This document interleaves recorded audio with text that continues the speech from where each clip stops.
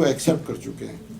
میرے ساتھی تھے جو میرے ساتھ پڑھا کرتے تھے اور وہ یونیورسٹی میں تھے اور یہ بنگلہ دیش بن گیا تھا, وہ اب بھی مشرقی پاکستان کہتے ہیں, میرے ہم عمر ہیں, حالانکہ بنگالی ہیں.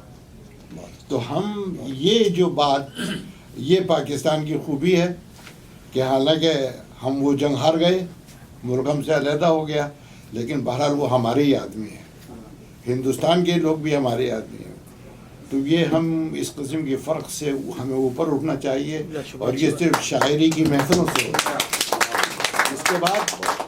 اس کے بعد میں اپنی گفتگو ختم کرتا ہوں, اور اب یہ اوپن ہے, اب اس میں آپ جو چاہے گفتگو کریں, اس پہ کوئی سینسر نہیں.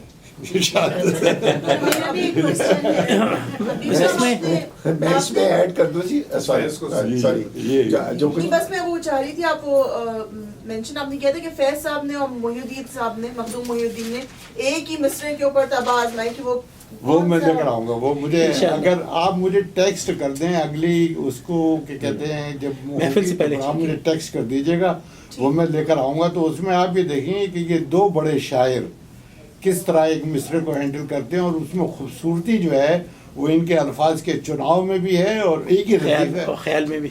خیال آپ کو مصرع یاد ہے ویسے یا نہیں یاد ہے؟ وہ مجھے یاد نہیں. ٹھیک ہے, اب اس عمر میں مصرے کہاں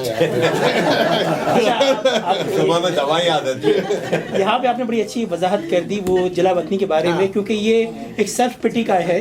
ہمارے یہاں اس طرح پبلسٹی کی جاتی ہے, کوئی شاعر بھی واقعی جلا وطن نہیں ہوا, یہ خود ساختہ تھے.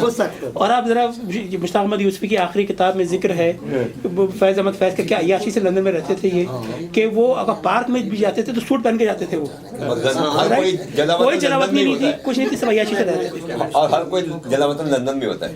ہاں وہ الگ بات ہے. اچھا پھر یہ کہ انہوں نے دبئی میں بھی ہوتے ہیں. اچھا ایک اس میں دوسری بات یہ ہے کہ انہوں نے کمپرومائز نہیں کیا, بالکل غلط ہے.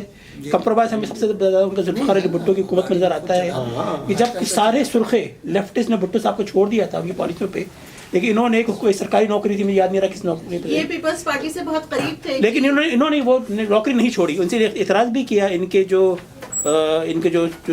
پروگریسو یونین والوں تھے, انہوں نے کہا کہ انہوں نے یہ کہا کہ بھائی ہم بالکل الگ ہو جائیں گے, کچھ بھی نہیں کر پائیں گے, تو اس میں ہم ساتھ رہ رہے ہیں. اس طریقے سے پہلے میں نے ذکر کیا بہت کمپرومائزنگ پوزیشن تھی. لینن انعام یافتہ تھے, تو کبھی سوویت یونین کے خلاف منہ نہیں کھولتے تھے, تو بہت کمپرومائزنگ انسان تھے یہ. اور گفتار کے غازی تھے اور کردار کے نہیں تھے, لیکن یہ پہلے شاعر نہیں تھے. علامہ اقبال بھی ایسے ہی تھے, علامہ اقبال پہلے تھے, کیونکہ گفتار کے بھی غازی تھے, کردار کے بھی. ہمیں چائے تو پینا